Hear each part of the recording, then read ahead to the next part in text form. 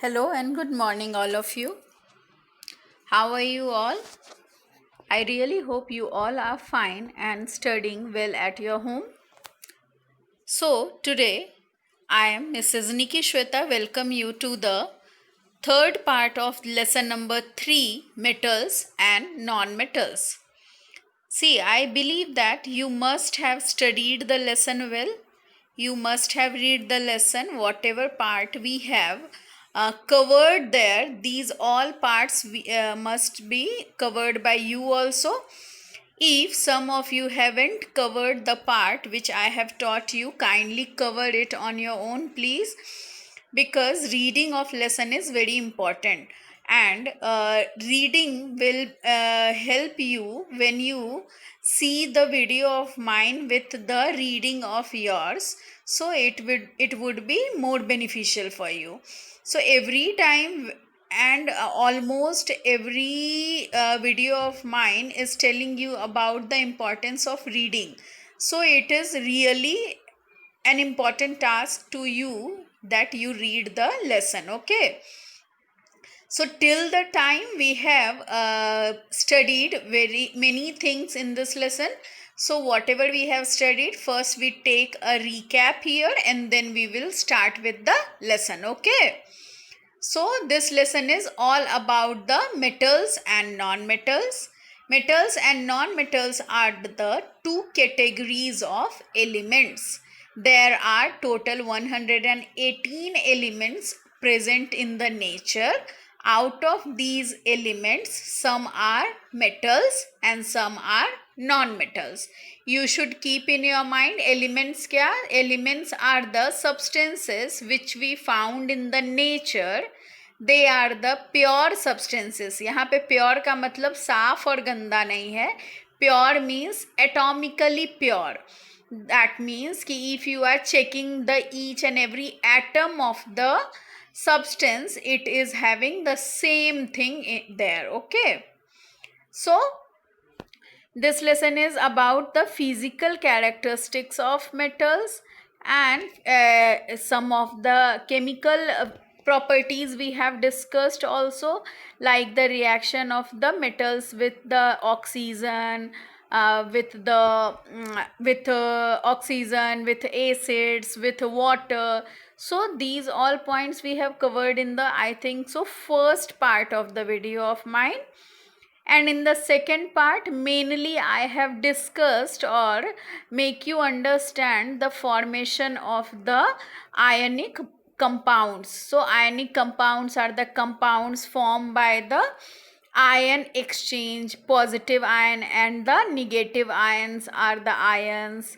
जैसे मैंने आपको बताया था कि sodium is having one electron in their outermost shell. I have discussed about the electronic configuration and the valency of the elements, and I have informed you that if you want more information about that this concept, you should refer the 9th standard textbook, because you have studied that concept very well in 9th standard, but some of the parts are there in 10th standard. And then we have studied about the properties of the ionic compounds. Like ionic compounds are solid in nature, they are the conductor of electricity. So that all parts we have already covered. So today's part is mainly about the extraction of metals. Extraction means क्या? Metals को निकालना है. अभी metals आए धरती पे, ठीक है, मैंने आपको बताया कि देयर आर 118 एलिमेंट्स. तो क्या 118 एलिमेंट्स हमने बनाए कहीं पे? तो नहीं, एलिमेंट्स हमने बनाए नहीं हैं लेबोरेटरीज में. They are found in the nature. So will see कि हमको नेचर में वो कैसे मिलते हैं और ह्यूमन बीइंग उसको अपने यूज़ के लिए कैसे एक्सट्रैक्ट करता है, कैसे निकालता है. Okay, so let's continue with the power point presentation with the first slide. Okay, so here this part of the PowerPoint is occurrence and extraction of metals. Metals occur in nature in free as well as combined form. See, some of the metals you find in the very free state, as well as you can find them in the combined state also. See, in the second video of mine, we have discussed about the reactivity of the metals. Means the metals which are more reactive, तो वो अगर more reactive है तो ज़्यादा उनका reaction होगा, अगर वो ज़्यादा रिएक्ट करेंगे तो they will form the compounds. मान लो अगर कोई एलिमेंट है जो कि बहुत रिएक्टिव है, जैसे कि सोडियम लो, पोटेशियम लो, थोड़ा उनसे कम रिएक्टिव है, मैग्नीशियम ले लीजिए, कैल्शियम ले लीजिए. So if the elements are more reactive तो वो जल्दी जल्दी रिएक्ट करेंगे. And the elements which are less reactive one, जैसे मैंने आपको एग्जाम्पल दिया था कि gold, silver, copper, they are the less reactive. Mercury, they are the less reactive elements. So if they are less reactive one तो वो free state में मिलेंगे.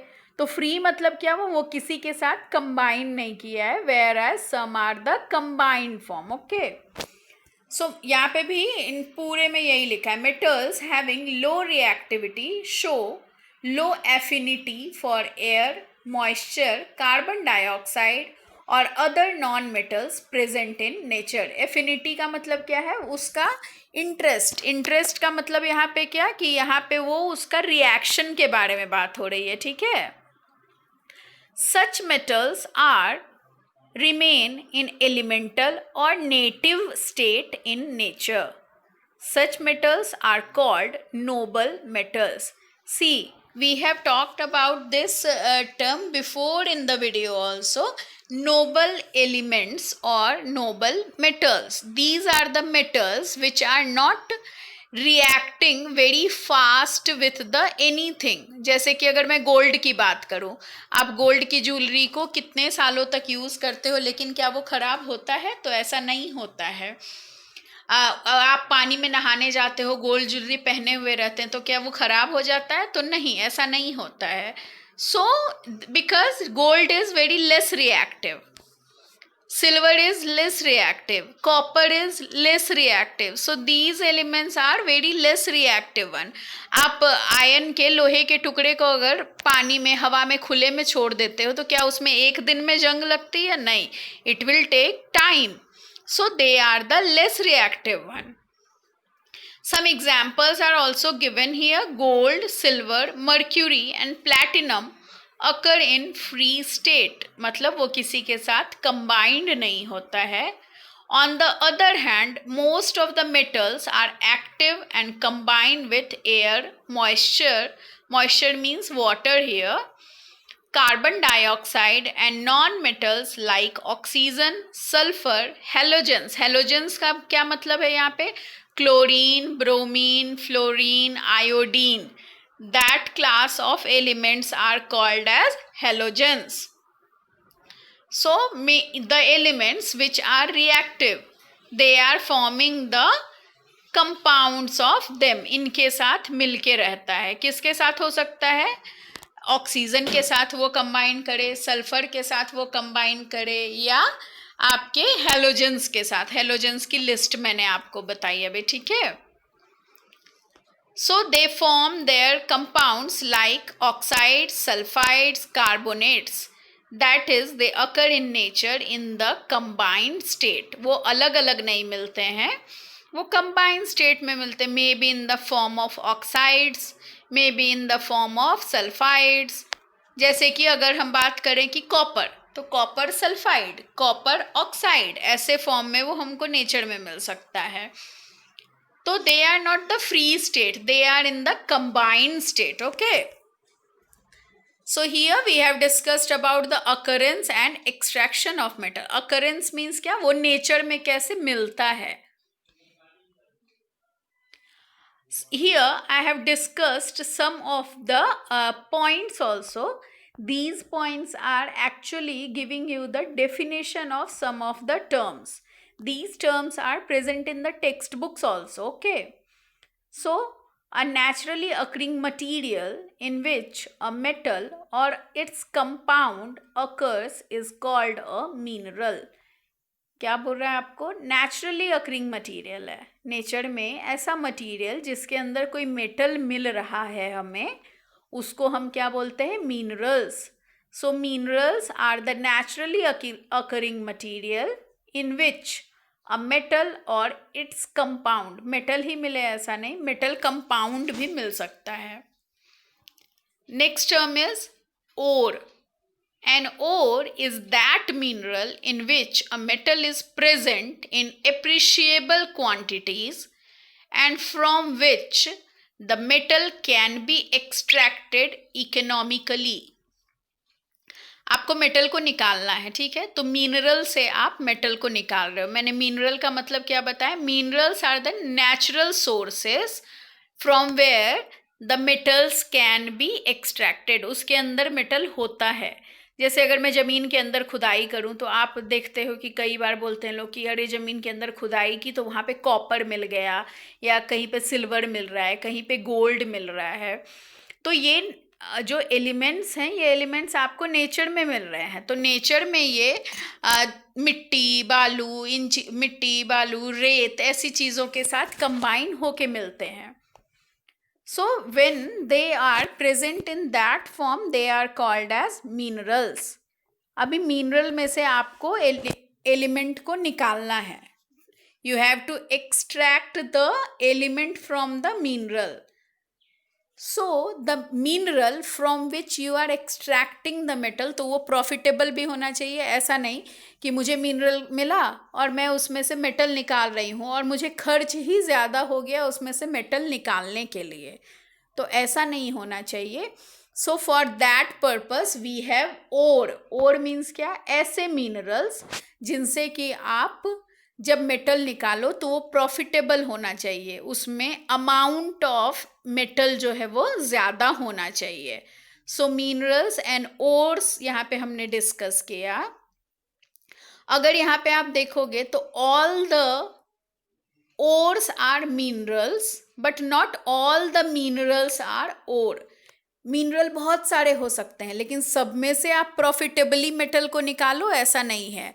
ऐसे मिनरल जिसमें कि आपको मेटल अच्छी क्वांटिटी में मिले, जहाँ से निकालने में आपको सुविधा हो, जहाँ से कम खर्च में वो निकले, ऐसे मिनरल को हमने ओर नाम दिया है. ठीक है? Ores that are mined from the earth are usually contaminated with large amount of impurities such as soil and sand. Many metals are found in the form of oxides because oxygen is abundant in nature and is very reactive. आपको यहाँ पे एक term भी दिया है. Ores are present with the sand, soil and other impurities also. And these impurities are called as gangue. GANGUE. See, this one is the spelling. ये gang कोई गुंडों वाला गैंग नहीं है. This gang is the impurities present with the minerals. क्योंकि earth crust में वो minerals मिल रहे हैं. So there are many impurities which is present with that. Okay. Next point is written here. Many metals are found in the form of oxides. अभी oxide के form में ही क्यों मिलते हैं? Because oxygen is abundant in nature. Oxygen बहुत ज़्यादा amount में है नेचर में, आसानी से अवेलेबल है, and it is very reactive also.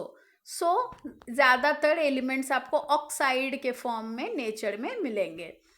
So here we have discussed some of the points. These points are given in the textbooks also. You can mark from there. Okay. Minerals, ores, gangue, you have to mark from there also. The next point is of extraction of metals. Metals can be categorized into three parts on the basis of their reactivity: most reactive, medium reactive and least reactive. Why again this is discussed here? Because extraction methods also vary as per the type of metal. metal के कौन कौन से 3 type यहाँ पे बताए? It depends on the reactivity of the metal. Metals are of three types: less reactive, medium reactive and high reactive. Come reactive होंगे या medium reactive होंगे या बहुत रिएक्टिव होंगे। So metals can be of three types and the extraction method also depend on the type of the element. कैसा element है उस पे डिपेंड करता है कि आप उसको निकालने के लिए कौन से मेथड को यूज करोगे। In your text books and here we are going to discuss about these methods. They are the separate methods. For different kind of metals we have to follow different methods. Okay,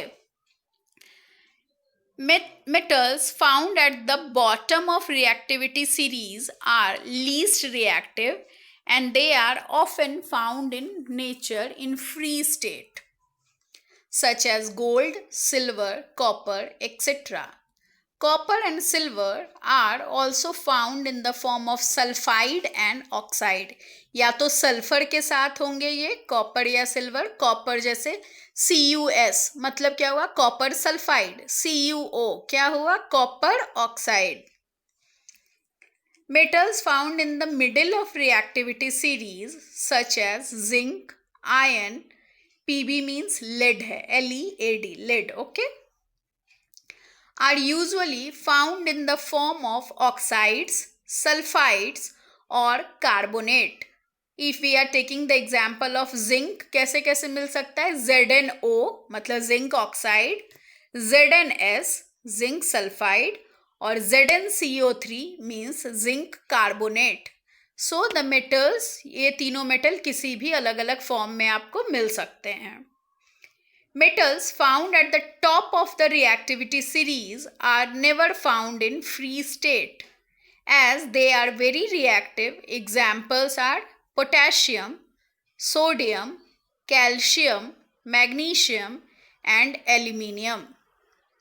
These are the metals which are never found in the free state because they are more reactive.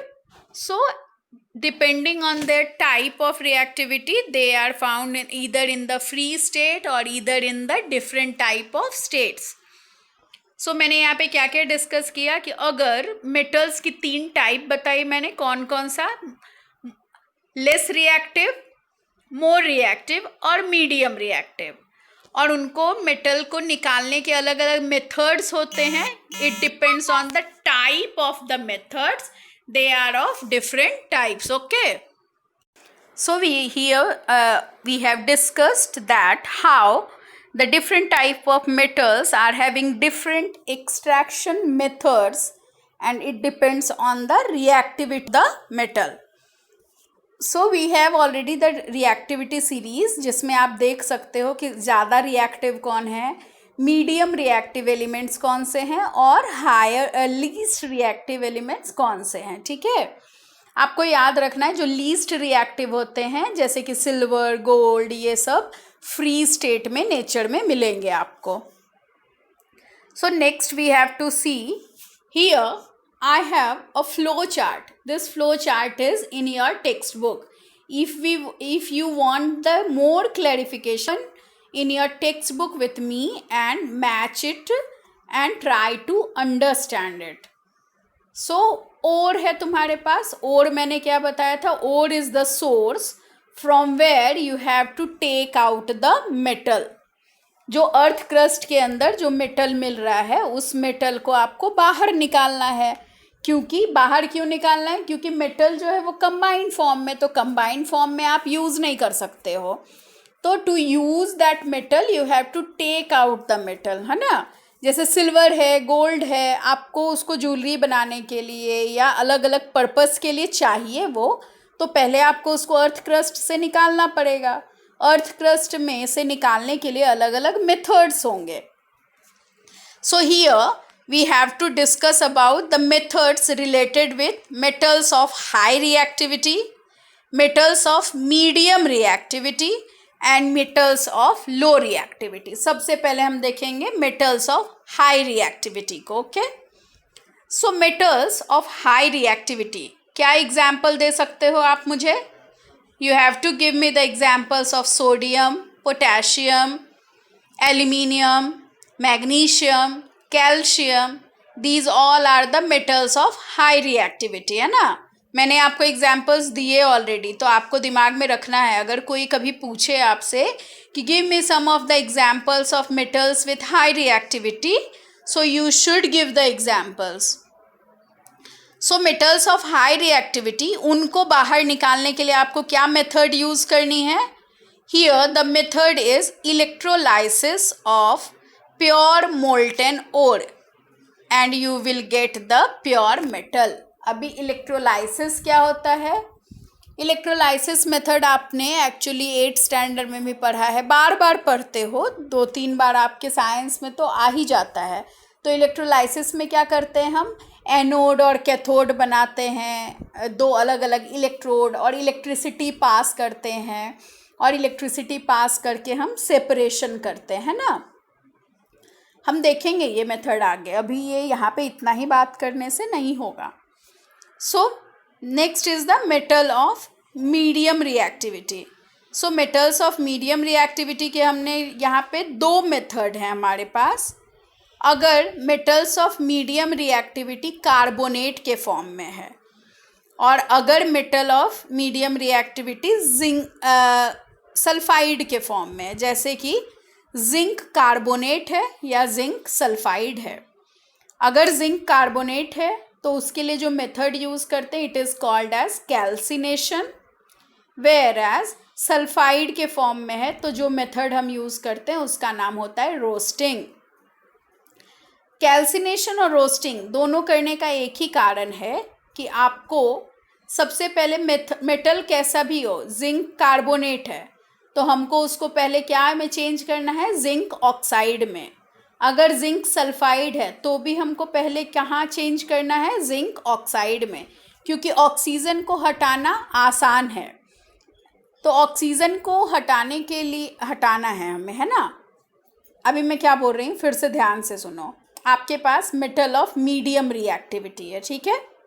हम एक example लेते हैं यहाँ पे zinc का। Zinc nature में 2 अलग अलग फॉर्म में मिलता है, या तो वो उसके सल्फाइड के फॉर्म में मिलेगा, मतलब जिंक सल्फाइड, या तो वो उसके कार्बोनेट के फॉर्म में मिलेगा, मतलब जिंक कार्बोनेट। अगर जिंक कार्बोनेट है या जिंक सल्फाइड है, दोनों में से कोई भी फॉर्म है, तो पहले तुम्हें क्या करना है? उसको जिंक ऑक्साइड में चेंज करना है ना। सल्फर और कार्बन को निकाल देना है, बाय बाय टाटा बोलना है कि तुम निकलो, अभी जिंक ऑक्साइड बनाओ। तो जिंक ऑक्साइड बनाने के लिए मेथड है। अगर कार्बोनेट ओर है तो मेथड का नाम होता है कैल्सिनेशन, अगर सल्फाइड ओर है तो मेथड का नाम होता है roasting. So here we have these 2 methods. We are going to discuss these method, okay? Then oxide बना लिया हमने। ऑक्साइड को क्या करेंगे? ऑक्सीजन को हटाएंगे। ऑक्सीजन को हटाने को फर्स्ट लेसन के हिसाब से क्या नाम बोलते हैं हम? रिडक्शन करना, removal of oxygen. Then we remove oxygen और हमारे पास हमारा मेटल जो है वो हमें मिल जाएगा। अल्टीमेटली आपको क्या चाहिए? मेटल मिलना चाहिए, है ना। तो क्या मेथड आप फॉलो करोगे? वो अलग अलग टाइप के एलिमेंट के लिए अलग अलग मेथड, हाई है तो ये, लो है तो कौन सा, अलग अलग मेथड अलग अलग, ठीक है। Then we are moving to metals of low reactivity. If they are found in the form of sulphide ore, we have to perform the process of roasting, then we get the metal. See सबसे last में आपको metals को साफ भी करना होता है। Metals के साथ बहुत सारी इम्प्योरिटीज़ होती हैं, so we have to remove the impurities also, that we will also discuss. So this is present in your textbook also. You go through this flow chart. If any query is there, then you definitely ask me, okay? So सबसे पहले यहाँ पे शुरू किया है हमने extraction of metals at the bottom of the activity series. सबसे नीचे वाले कौन कौन से? AG, यहाँ पे सॉरी स्मॉल g चाहिए था, AG HG, at both the places G should be small, means AG मतलब silver, HG means mercury.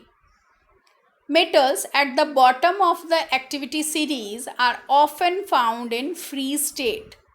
Their reactivity with other atoms is very low. The oxides of these metals can be reduced to metals by heat alone. क्या बोल रहे हैं? Generally ये free में मिलते हैं, और अगर फ्री स्टेट में नहीं मिल रहे हैं तो कैसे मिलेंगे? ये ऑक्साइड के फॉर्म में मिलेंगे. ऑक्साइड से हमको मेटल को निकालना है, तो मेटल निकालने के लिए जस्ट हीटिंग करेंगे और हमारे पास मेटल निकल आता है generally. Here we have an example of mercury का एक एग्जाम्पल ले रहे हैं. सिनाबार यहाँ नाम लिखा है. ओर्स के नाम होते हैं. अगर आप गो थ्रू करोगे, आप 2-3 रिसोर्सेज से पढ़ोगे या इंटरनेट पे थोड़ा गो थ्रू करोगे, then you can see that कि ये अलग अलग मेटल्स के लिए जो ओर होते हैं उनके नाम अलग अलग होते हैं. जैसे कि एल्यूमिनियम के ओर का नाम होता है bauxite. Maybe in the geography you have that bauxite ore कहाँ मिलता है, ऐसा आपको मिल सकता है. आयरन के ओर का नाम होता है मैग्नेटाइट, और एक और ओर है आयरन का जिसको हम बोलते हैं haematite. So these are the ores of the metals. So यहाँ पे जो मैंने नाम लिखा है cinnabar is the ore of mercury. When we heat it first converted into आप देखो यहाँ पे प्रोसेस कैसी है ना. HgS है, सल्फर है साथ में, हमको पहले सल्फर को हटाना है. So we remove the sulphur just by heating. Heat कर रहे हैं in the presence of oxygen. तो मर्क्यूरी क्या कर रहा है? सल्फर को अलग कर दिया और वो खुद ऑक्सीजन के साथ रिएक्ट हो गया, और फिर ऑक्सीजन को भी अलग कर देंगे हम, और हमारे पास मर्क्यूरी आ गया. Here just we need to heat it. आपको सिनाबार मिला है, सिनाबार को ऑक्सीजन के प्रेजेंस में हीट करना है. When you heat the cinnabar in the presence of oxygen, mercuric oxide बन जाएगा और सल्फर डाइऑक्साइड अलग, SO2 जो है सल्फर डाइऑक्साइड, ये रिमूव हो जाएगा. और HgO जो मिलेगा तुम्हें, वो HgO को फिर आप हीट करोगे तो O भी हट जाएगा, ऑक्सीजन भी हट जाएगा, और आपको क्या मिलेगा? Mercury, which is the metal which you want. So this is how we are following the extraction of the metals at the bottom of the activity series. Bottom means सबसे नीचे वाले एलिमेंट्स हैं, लेस रिएक्टिव वाले, least reactive. Now we have extraction of metals in the middle of the activity series. The ores of these metals are generally present as the sulfide or carbonate ore. यहाँ पे मैंने लिखा है ZnS, एक example दिया आपको zinc का, और ZnCO3. Here we have to follow 2 different methods. If it is in the form of sulfide, आपको याद रखने के लिए देखो आसानी होगी. कार्बोनेट है तो कौन सा मेथड? कैल्सिनेशन. और अगर सल्फाइड है तो कौन सा मेथड? रोस्टिंग. कार्बोनेट के साथ कैल्सिनेशन याद रखेंगे तो दूसरा मेथड रोस्टिंग आपको याद रहेगा, है ना. Sulphide ores are converted into oxides by heating them strongly in excess of air. This process is known as roasting.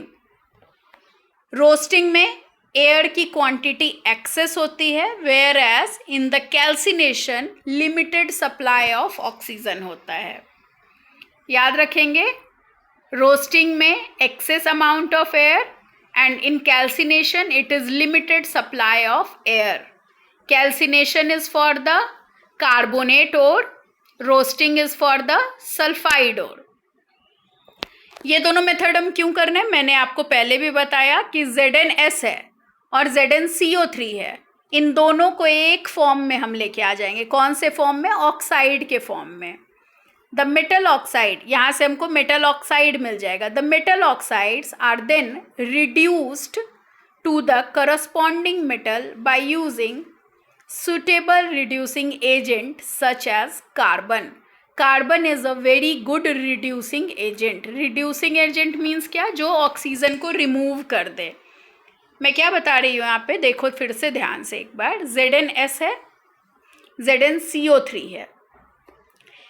First what we have to do, we have to change ZnS and ZnCO3 in ZnO, सिर्फ ZnO, और फिर ZnO में से O को भी हटा देना है. तो O को हटाने के लिए ऑक्सीजन भी हटाना है. ऑक्सीजन को हटाने के लिए हम क्या करेंगे, we are following the process of reduction.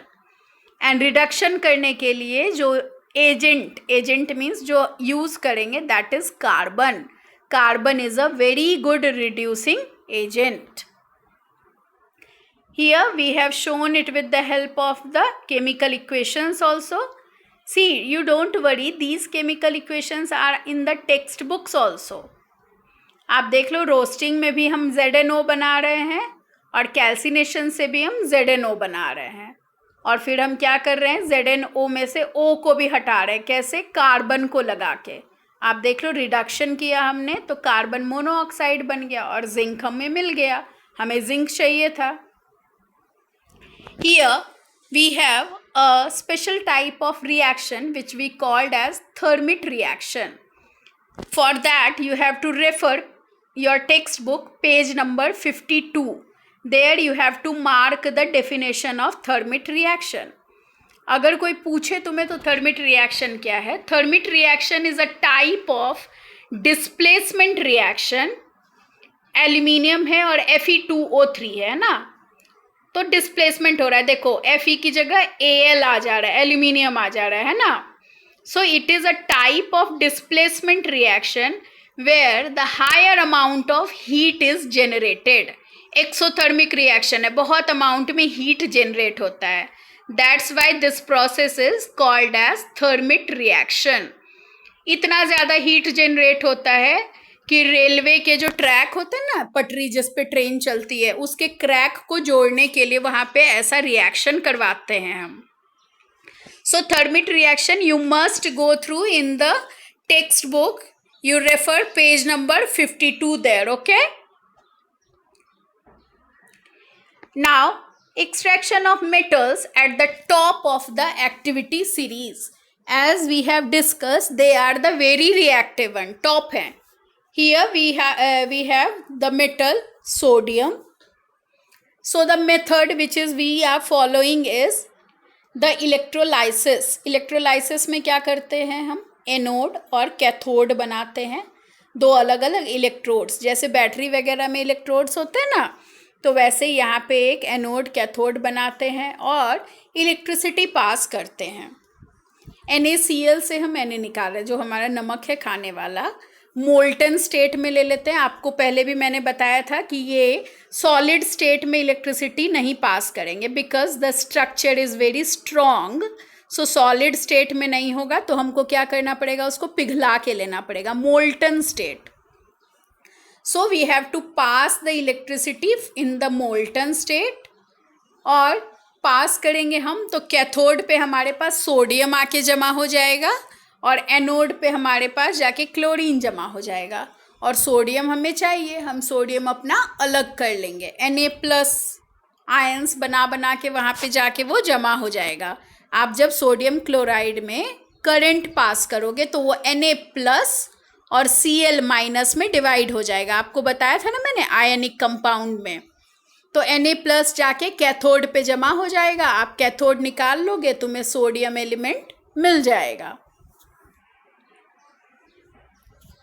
Now till this we have seen extraction of methods, है ना. एक्सट्रैक्शन मेथड्स देखे हमने, कैसे कैसे आप निकाल रहे हो. Now it is refining of metals. Refining means क्या है, मेटल्स मिल गए लेकिन metals are having very many kind of impurities with it.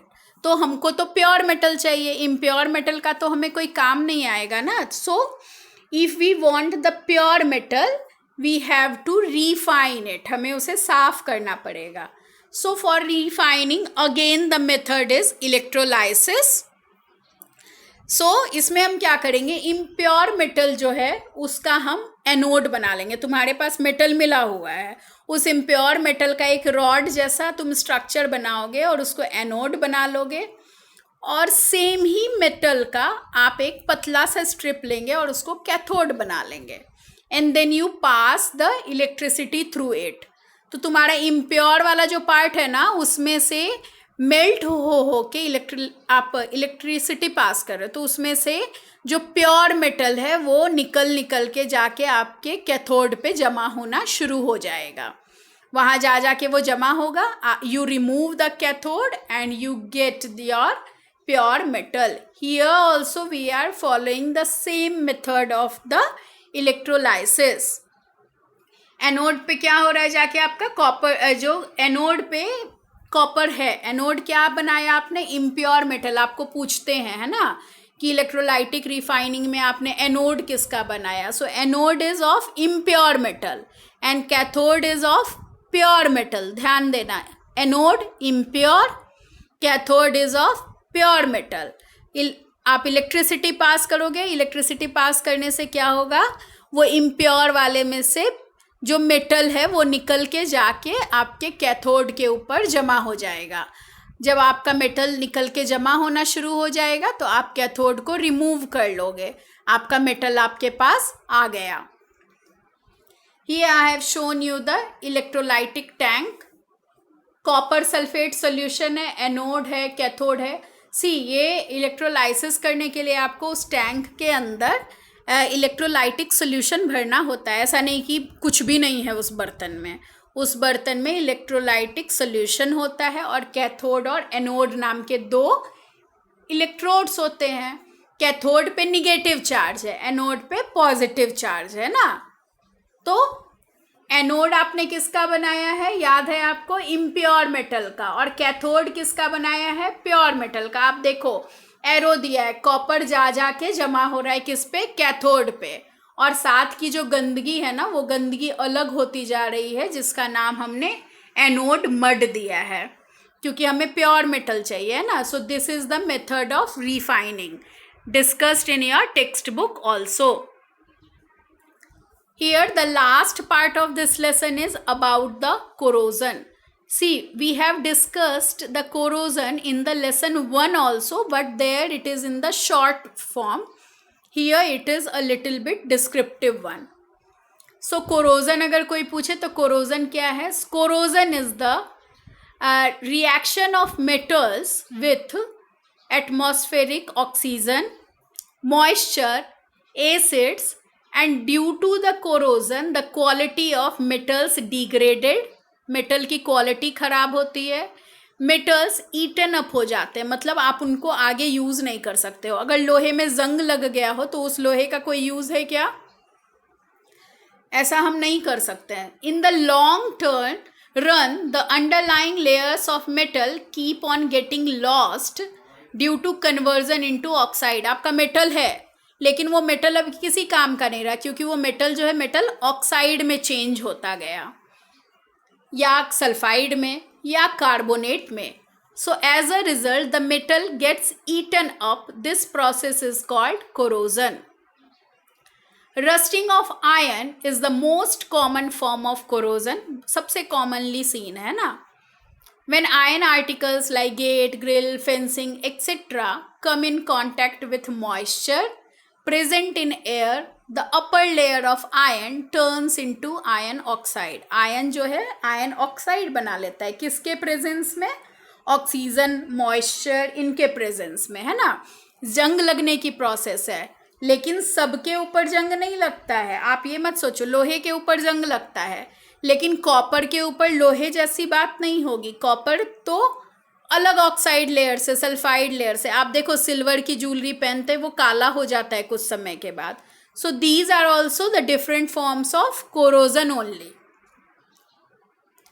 Methods of prevention of corrosion, these two methods are very common one, painting, oiling and greasing. Painting क्या, आप paint कर दो। आप देखो नॉर्मल ग्रिल्स वगैरह जो होते हैं, we have painted that. Paint करने से क्या होता है, कोरोजन जो है वो स्टॉप हो जाता है। आपके गार्डन में, ग्रिल्स में, लोहे के windows etcetera we are painting it, and by painting it, paint करने से क्या होता है, अगर कोई पूछे पेंट करने से क्या हुआ, we are cutting the contact with the oxygen, oxygen हटा देंगे, ऑक्सीजन ही नहीं मिलेगा तो कोरोजन नहीं होगा. Then oiling and greasing. Here also we are building a surface over the metal. Oil की लेयर लगा दीजिए. या ग्रीस, ग्रीस क्या मैंने बताया था, लोहे व्हीकल्स के part, in between the parts we are having the grease in between that. Machine parts are having grease in between that, which is preventing the corrosion also, and it is preventing the friction also. Friction क्या, दो layer के बीच में जो machine के parts हैं आपस में चलते हैं तो एक दूसरे में घिसने से उनमें बहुत हीट डेवलप होती है, उससे मशीन पार्ट्स ख़राब हो सकते हैं. तो वहाँ पे क्या करते हैं हम, ऑयल या ग्रीस को लगाते हैं ना. कपड़े वपड़े सिलने वाली मशीन के बीच में देखिए, दरवाजे के बीच में देखिए. So here these two are the very common methods to stop the corrosion. Next methods are galvanisation and alloying. Galvanisation क्या है, we put a layer of zinc metal on the iron object and this process is known as galvanisation. Galvanized iron sheets are also used for building roofs and manhole covers. In brief, galvanization prevents rusting in a big way. Zinc, we are putting the zinc layer. Zinc एक अलग metal है, लेकिन आप ध्यान दो zinc जो है less reactive metal है. सो उसकी लेयर हम आयरन के ऊपर, लोहे की चीज़ों के ऊपर लगा देते हैं. तो उसकी लेयर लगाने से क्या होगा, वो ऑक्सीजन से कांटेक्ट छूट जाएगा उसका, and due to that rusting has stopped. Next method is alloying. Alloy में क्या करते हैं आप, अलॉय आपने मिक्सचर्स में भी पढ़ा है 9th स्टैंडर्ड में. Alloy is the mixture of two or more type of metals. हम मेटल्स या नॉन मेटल्स को आपस में मिक्स करते हैं. जैसे कि आप स्टेनलेस स्टील, घर पे रोज़ खाना खाने वाले बर्तन, they are made up of stainless steel. Why they are not getting rust, लोहा है उसमें लेकिन रस्ट नहीं लगता है, क्यों, बिकॉज वहाँ पे कार्बन, क्रोमियम, निकल, दे आर ऑल्सो मिक्सड. और वो मिक्स होने से क्या हुआ, लोहे का अपना जो गुण है रस्टिंग वाला वो हट जाता है. So these are the different methods which we have discussed here about the methods which stops the alloying. These all methods are present in the textbook also. alloy का और बहुत कॉमन एग्जाम्पल है brass, bronze. Bronze medal मिलता है ना, आप जब जीतते हो, 3rd प्राइज मिलती है, then you get the bronze medal. That bronze medal, bronze is also a type of alloy. Here I have given you some of the questions. Please take a screenshot of this and try to find out the answers of these questions. See, this is not from outside. These all questions are from the inside of your textbooks only. Okay. So if you have taken, we'll move. So here the lesson is stopped. So today we have discussed about the different type of extraction methods, and these extraction methods are different for the different types of elements depending on their type of reactivity. अगर least हैं तो कैसा, अगर medium reactive है तो कैसा, और अगर बहुत रिएक्टिव है तो कैसा. So there are different methods, and in the last part we have discussed about the corrosion. See, only one request from my side. You read the lesson. If any queries are there, kindly ask me. Drop in the feedback column of the your class. Teacher will let me know. And kindly drop more and more queries in the for the doubt clearing session also. Whenever I take this doubt clearing session, I'll solve all your problems. By the time, take care of yourself. Stay healthy and happy. Bye.